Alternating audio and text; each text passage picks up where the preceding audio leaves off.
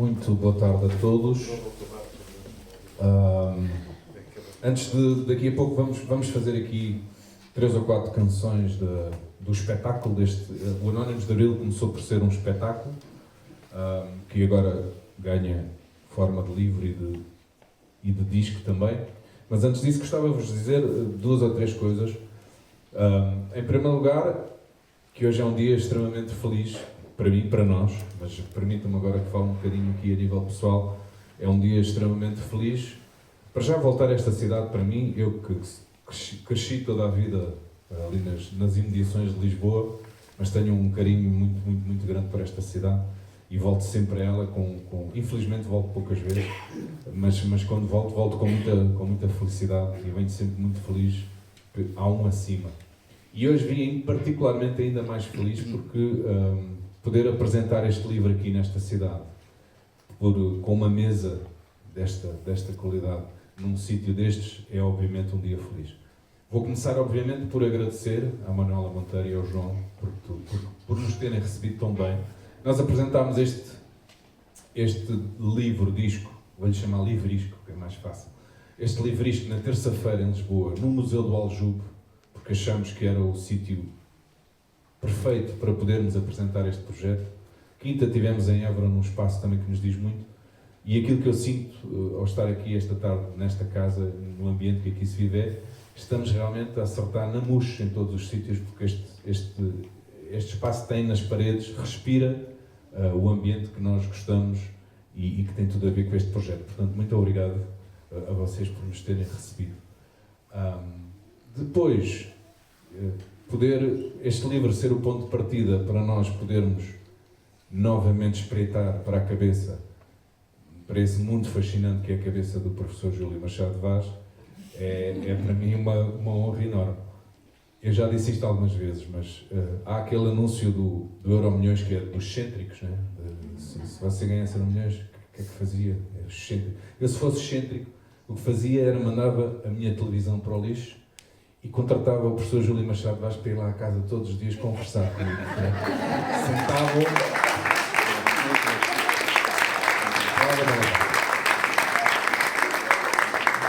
Pagava-lhe principescamente e sentavam todas as noites em frente a um lugar de televisão e dizia: professor, e agora o que é que acha sobre isto? Estou completamente disponível para uma vez. Vou continuar a jogar no Euromilhões.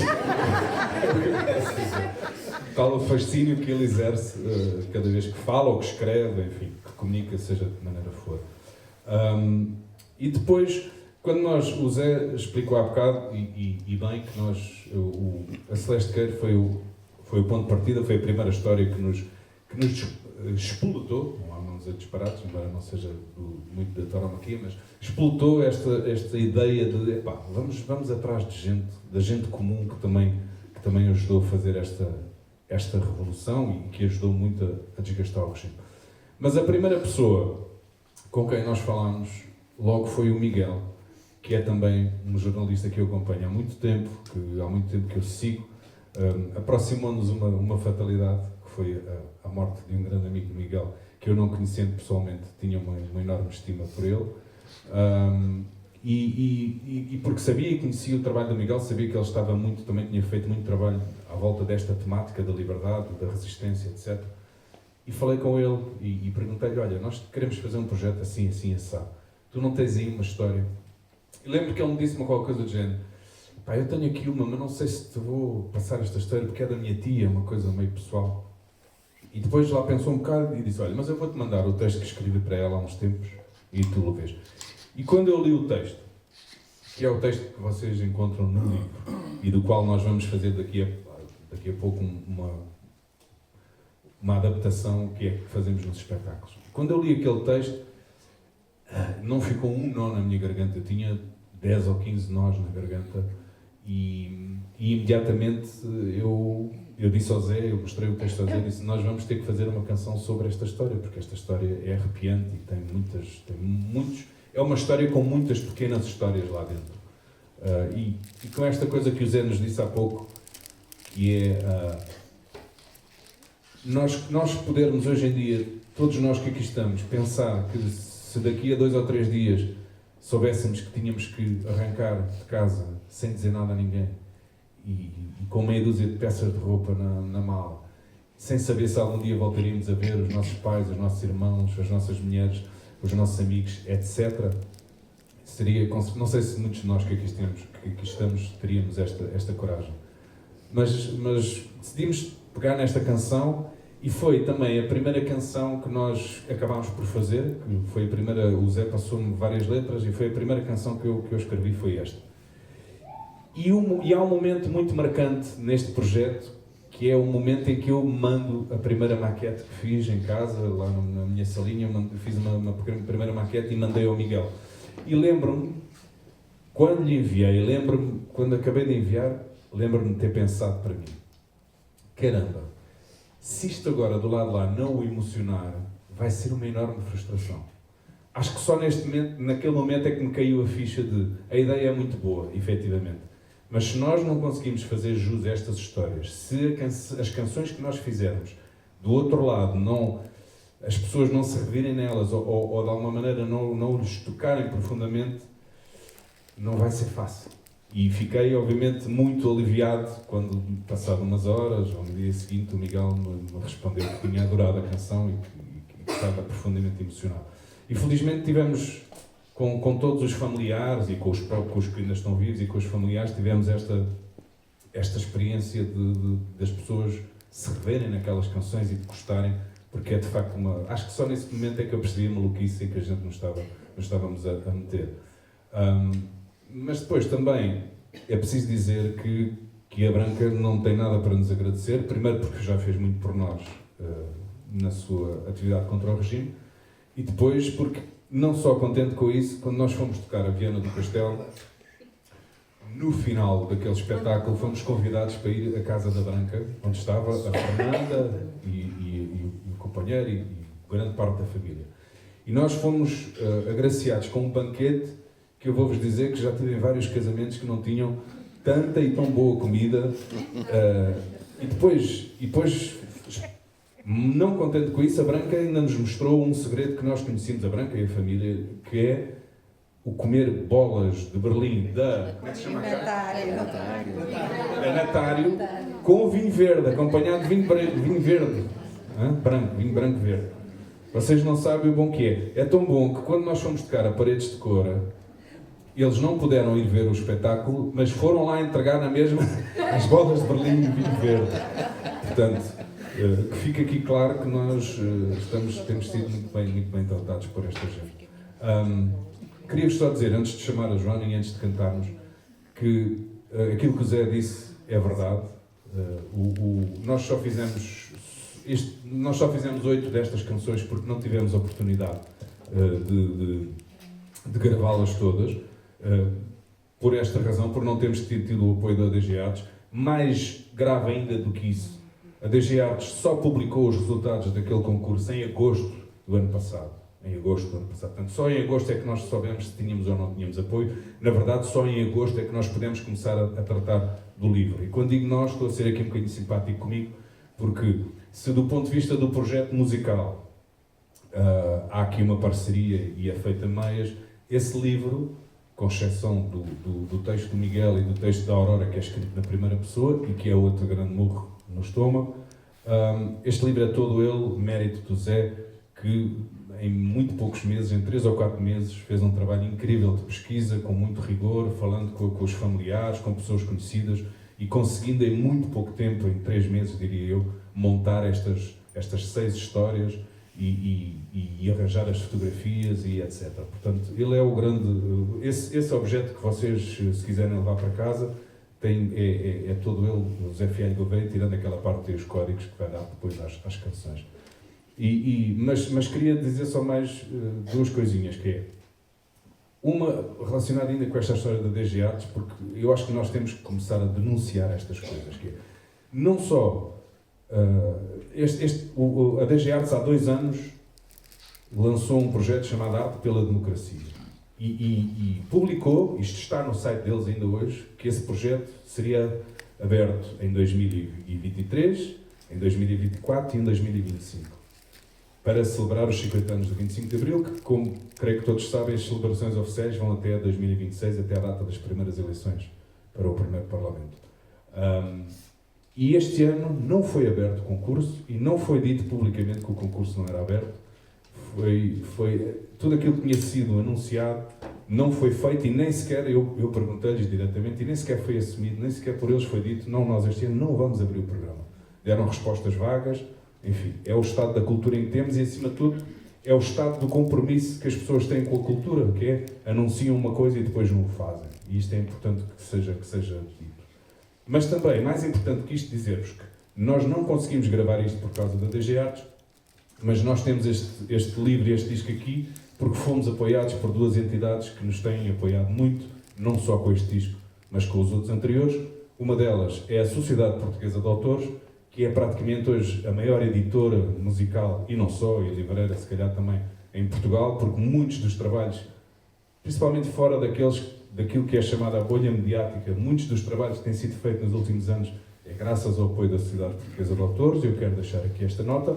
E a outra, a Junta de Freguesia de Rio de Moro, freguesia onde eu cresci, e que tem apoiado muito o meu trabalho, que nos apoiou. Portanto, não tivemos DG Artes, tivemos outros apoios, e tivemos 19 espetáculos, e conseguimos, com tudo isto, criar isto, fazer esta gravação, com o compromisso, e termino com isto, de continuarmos dentro das nossas possibilidades a fazê-lo.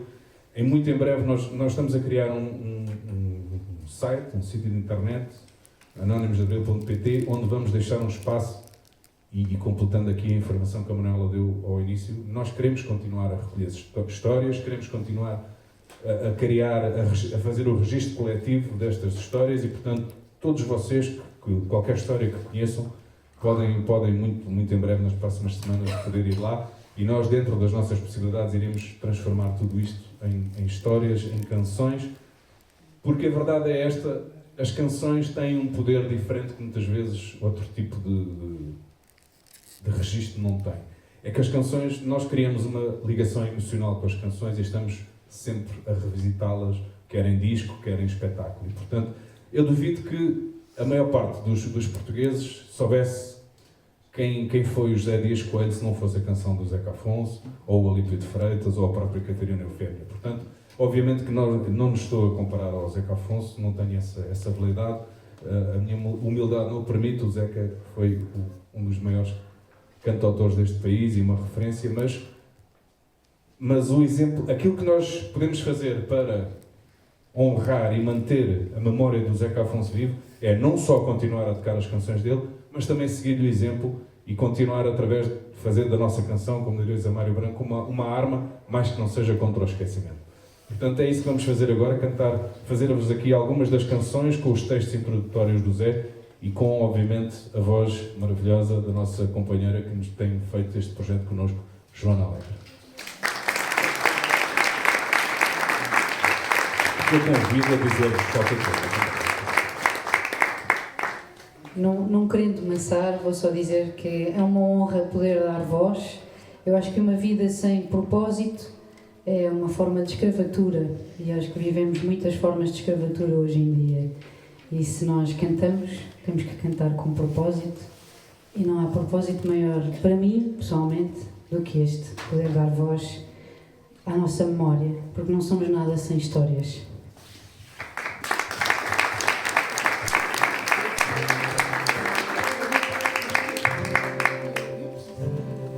Enquanto esteve presa, aproveitava o miolo de pão trigueiro para fazer flores.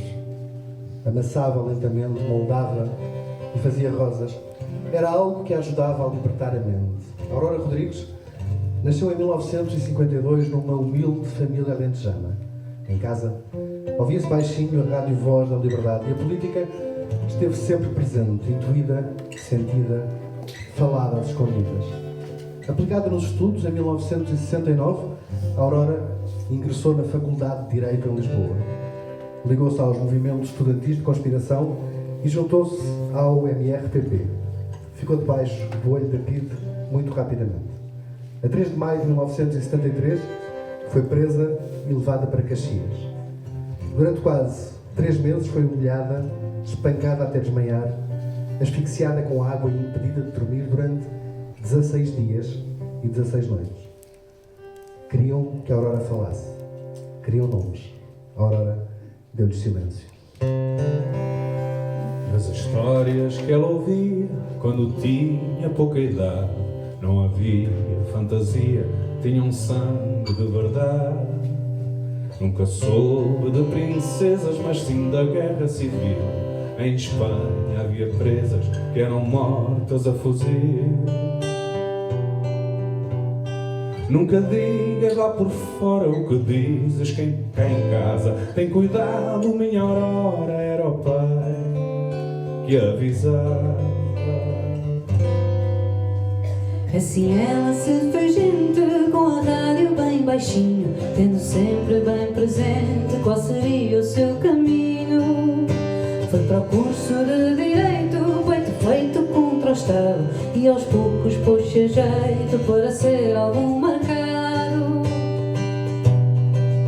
pela calada das luas quando dormem os chacais. Foi deixando pelas ruas frases de ordem em morais.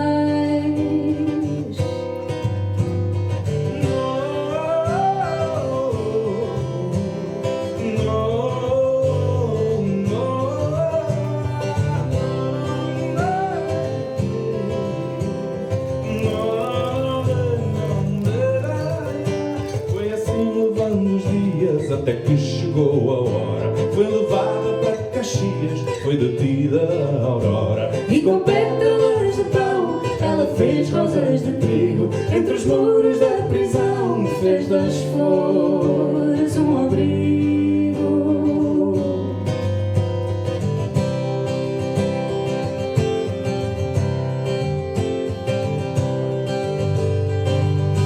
Já vos disse que não falam, não me vão mandar na voz, porque quanto mais eu calo é quando eu falo por nós. Já vos disse que não digo nada, tenho a dizer. O que sei fica comigo, doa isso que doer.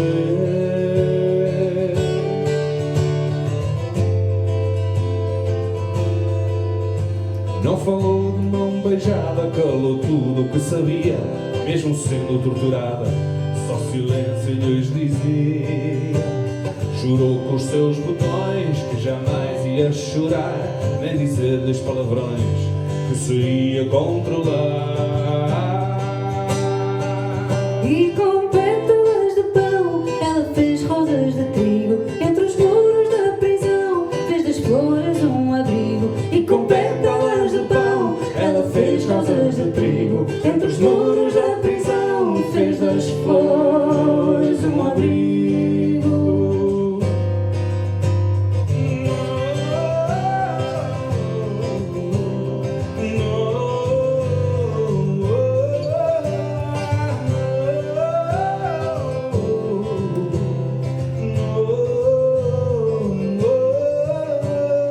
Deixaram dormir, quiseram-me quebrar, vi lagartas a fugir, era a mente a alucinar.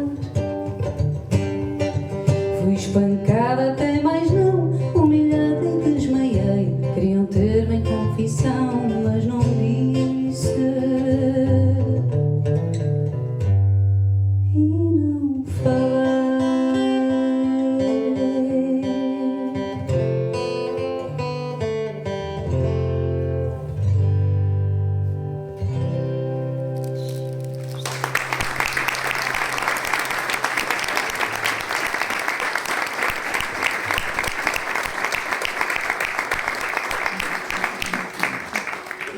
O regime e a Igreja tinham uma relação próxima, mas nem por isso todos os clérigos eram amigos da ditadura. E o padre Alberto Neto foi uma dessas figuras desalinhadas e distinguiu-se principalmente pelo seu papel como pedagogo. E rapidamente ficou também debaixo do olho da PIDE e foi alvo de vigilância próxima por parte da Polícia do Estado. E numa nota de informação interna dessa PIDE, datada de fevereiro de 1971, pode ler-se que era alguém conhecido pelas suas atividades subversivas e, pasme-se, que horror, que nas suas missas cantavam-se baladas sobre amor e liberdade. Entre 59 e 73 foi capelão da Capela do Rato em Lisboa e, pela forma como interagiu com essa comunidade, possibilitou que aí se criasse um espírito crítico e um espírito alerta, e sem esse espírito não teria sido possível a célebre vigília da Capela do Rato contra a guerra colonial, que acabou por abalar fortemente o regime nessa altura. Muitos anos depois do 25 de Abril, o Padre Alberto, mais concretamente em julho de 1987, foi morto, foi assassinado. O seu cadáver foi descoberto à beira da Estrada Nacional número 5, perto de Setúbal, com um tiro na nuca, e até hoje o homicídio nunca foi esclarecido.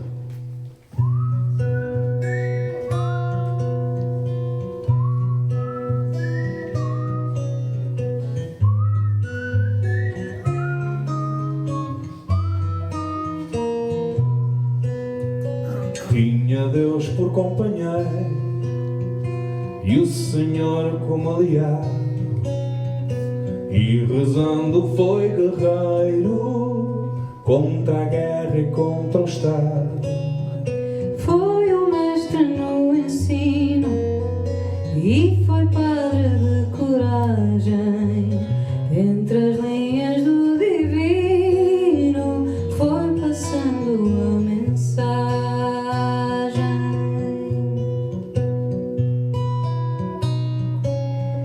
Na capela ali do Rato deu sermões e com bravura fez-se pedra no sapato no caminho da censura.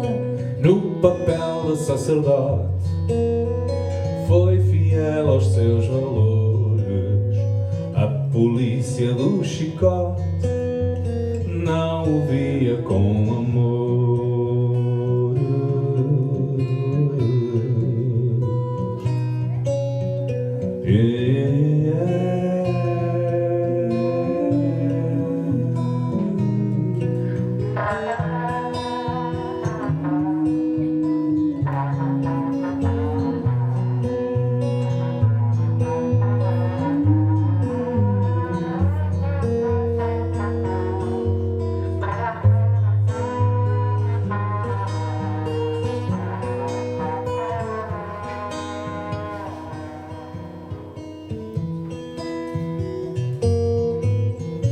Uma igreja de verdade só podia bater certo, ensinando a liberdade. Foi assim o Padre Alberto, pela paz pregou em vida, porque a fé nunca se cala. Tinha a voz que era temida e morreu com uma bala.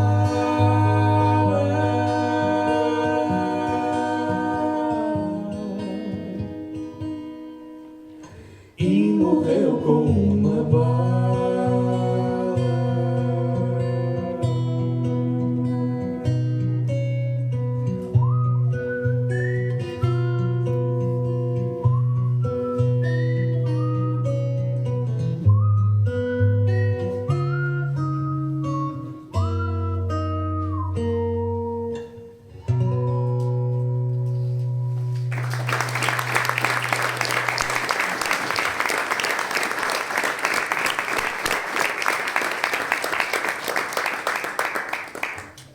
O tema que se segue chama-se Mãe Coragem e é dedicado, já falámos dela hoje, a Albina Fernandes. Está hoje aqui uma das suas filhas, Daniela. Albina nasceu em França e ainda durante a juventude acabou por ter alguma ligação, ela e o pai, à resistência francesa durante a Segunda Guerra Mundial. Depois veio para Portugal no final do conflito. Casou-se com o pai da Daniela, o Alcino Ferreira, e foi viver para a clandestinidade. Várias peripécias depois e muitos anos mais tarde, acabou por ser presa em 1961 e quando foi presa estava com o filho, com o Rui Pato, com quem tive o privilégio de falar e que também deu uma ajuda muito importante para este livro, e com a enteada, os dois pequenos, duas crianças.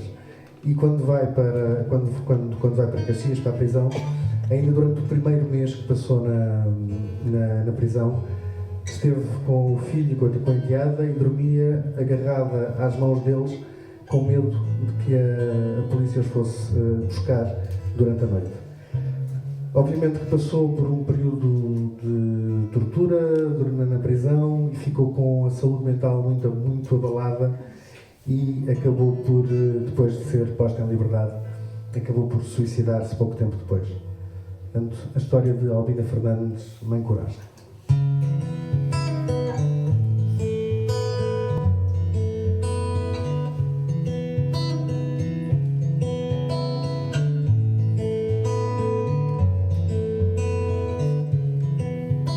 Como tantos outros dantes, nasceu filha de imigrantes numa terra emprestada.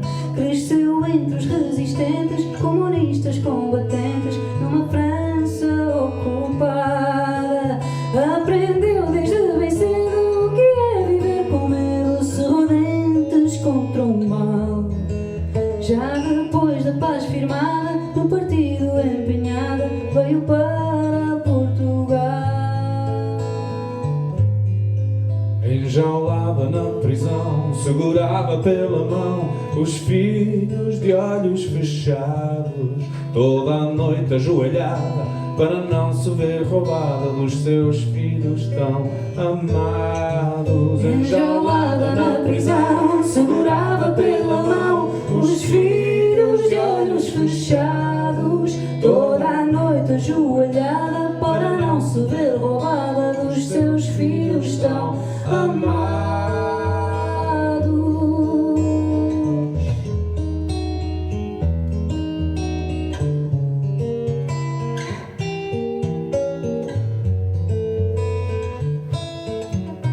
Tinha novos inimigos, outras lutas, novos perigos, mas Albina era guerreira. Fez-se grande pelo povo, combateu o Estado Novo e foi feita prisioneira. Por 7 anos viu-se presa, torturada em defesa, violência desmedida. E por mais que fosse forte, Albina deu-se à morte e pôs fim à sua vida. Enjaulada na prisão, segurava pela mão os filhos de olhos fechados, toda a noite ajoelhada para não se ver roubada dos seus filhos tão amados. Enjaulada na prisão, segurava pela mão os filhos de olhos fechados, toda a noite ajoelhada para não se ver roubada dos seus filhos tão amados.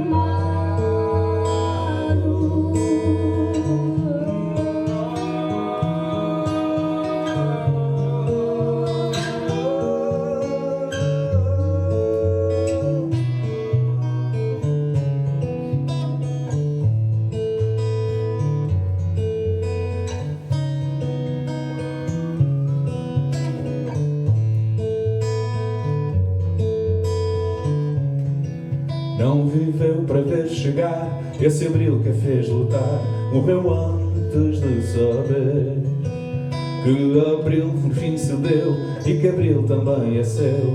Morreu antes de viver.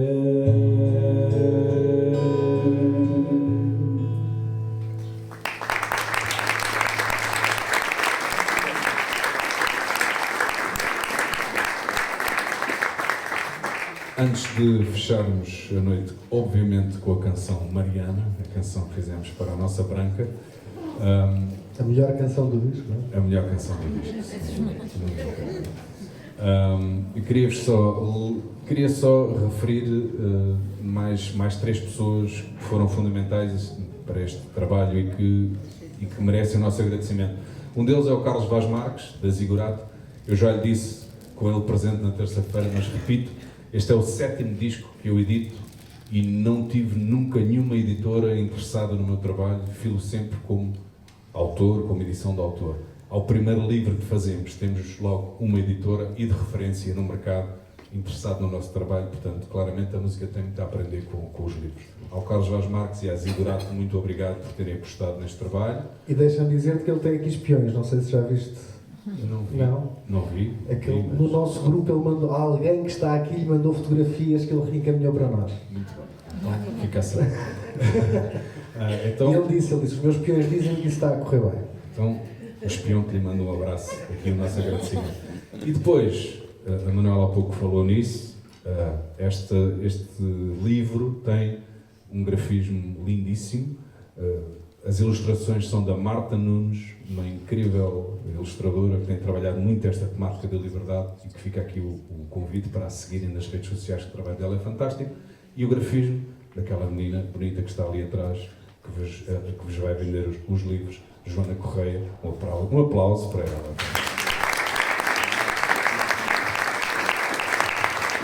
E dizer-vos que no final, quem nos quiser levar para casa, salvo seja, pode adquirir ali os livros. Nós estaremos aqui a assiná-los com todo o gosto. Beijinhos, abraços, críticas. Só não nos tragam contas, porque isso nós temos muito.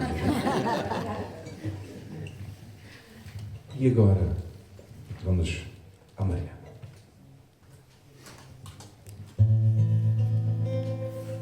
Sabes, aos 16 anos eu já andava metido em sarrabulhos.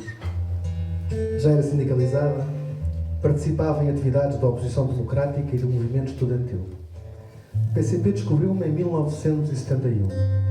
Nesse tempo, eu corria bairros e vielas da cidade, a distribuir jornais clandestinos em papel vegetal ou a fazer explodir caixas frágeis de madeira, fazendo voar pelo céu panfletos, sem crime nem testemunhas. Fugíamos das cargas de porrada da polícia como ratazanas matreiras e ágeis nos subterrâneos da liberdade. Foi nas excitações e ânsias desses tempos que eu, por uma vez, descorei os códigos de segurança. E um dia, numa tipografia, bufaram o meu nome à polícia. Não deviam demorar a deitar-me as unhas, avisaram-me. É agora.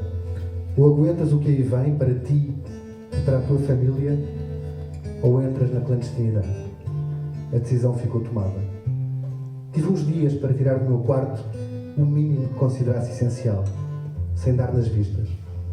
Para fugir, inventei a desculpa de um fim de semana fora. Preparei à vista de todos um saco de lona com a última roupa. Foi nessa altura que o teu tio António me chamou ao andar de cima.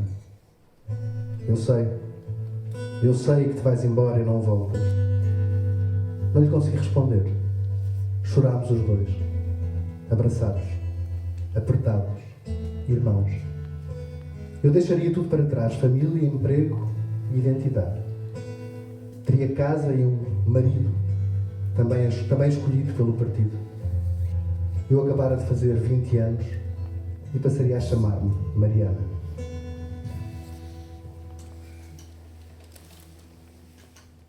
Disse adeus com quem vai estar de volta ao fim do dia, mas nos olhos do meu pai eu bem vi que ele sabia.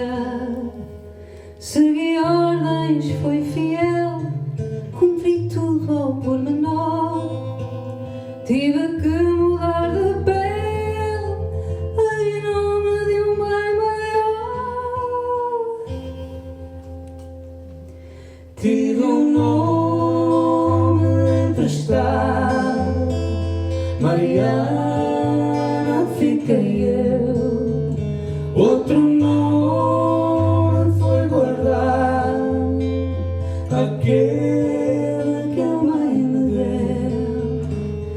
Amendei as refeições com o pouco que havia. Fui cerezinho nas solidões com o som da telefonia. Vivi noites preenchidas por receios e ansiedade. Imprimi às escondidas palavras de liberdade. Tive um nome emprestado, Mariana fiquei eu. Outro nome foi guardado, aquele que a mãe me deu. Tive um nome emprestado, Mariana outro nome foi guardado, aquele que a mãe me deu. Fui embora como alguém que não pensa demorar-se. Fiz as malas sem saber quanto tempo ia passar, quantas vidas ia ter, sem tirar o meu disfarce. Se algum dia a minha mãe eu voltaria a abraçar.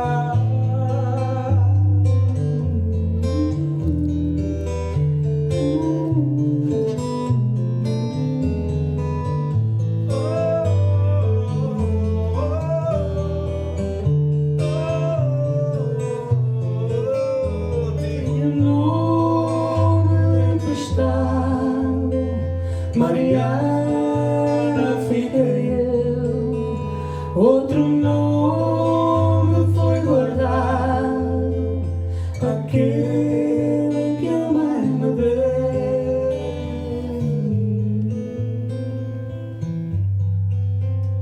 Depois veio um incidente. Um dia, o meu companheiro de clandestinidade propôs que nos tornássemos um casal.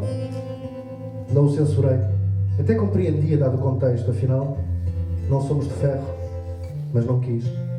E durante 15 dias, o meu marido não me falou. As coisas não melhoraram, nem sequer quando o partido proporcionou uma visita dos nossos pais de encenação. Sabes? Aconteceu que o camarada pai também se atreveu a ir longe demais, insinuante. Mais uma vez recusei, mas não me livrei de ser ameaçada com uma arma de defesa pessoal pela mulher dele que o acompanhava na clandestinidade e me acusava de me vestir de forma provocadora. Atreve-te, disse-lhe eu. Nem sei como ganhei coragem para tanto. Eu, que era apenas uma fedelha à beira dela. Fui mulher só de fachada, para ninguém desconfiar.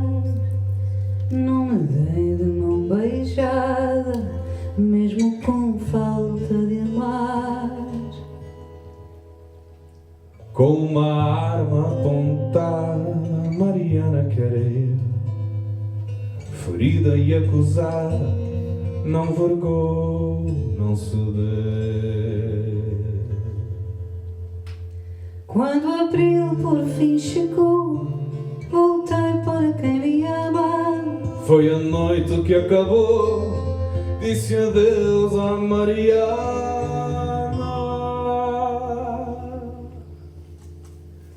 Tive um nome emprestado, Mariana, fiquei eu, outro nome foi guardado, aquele que a mãe me deu.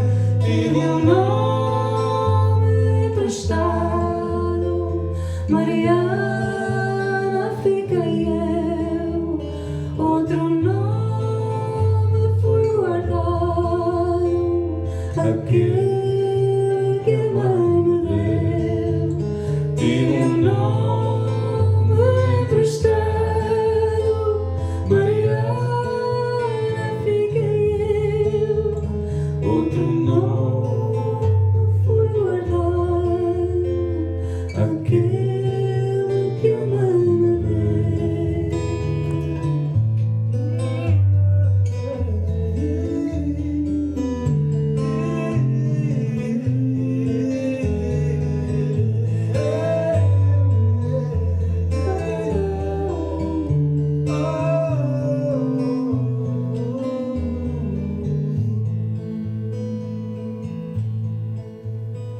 No dia 29 de abril saí finalmente à rua.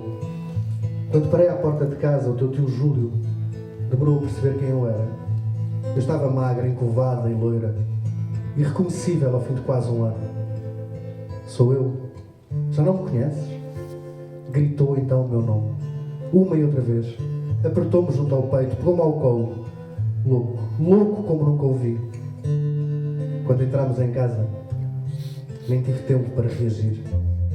Recebi no rosto uma bufetada violenta, cega de dor e de impotência. Para a próxima não voltas a sair de casa sem avisar, disse a minha mãe. a tua avó, lavada em lágrimas e caindo nos braços. Mas sabes, meu querido, havia flores novas na velha casa do Val Formoso e cheirava a bolinhos de bacalhau, quentinhos, acabados de fritar.